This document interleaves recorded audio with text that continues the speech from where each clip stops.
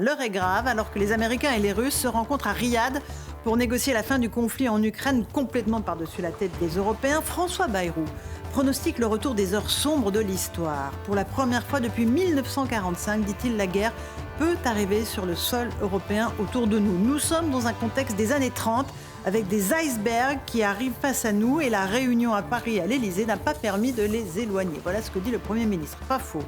L'Europe n'a pas fait preuve de clairvoyance sur ce dossier comme sur tant d'autres.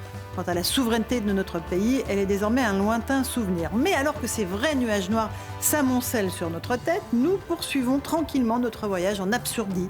Un maire, celui de Béziers, est poursuivi par la justice française pour avoir refusé de marier un homme sous OQTF. Et c'est le maire, Robert Ménard, qui risque désormais une amende et de la prison. L'Algérie refuse de reprendre ses ressortissants en humiliant chaque jour un peu plus l'État français sans que celui-ci ne réagisse. Et pendant ce temps-là, les députés vont devoir voter pour ou contre la nomination de Richard Ferrand, ami proche d'Emmanuel Macron, pour la tête du Conseil constitutionnel. La République des copains qui continue à jouer avec son grand orchestre. À ce niveau-là, effectivement, on peut dire attention, iceberg en vue.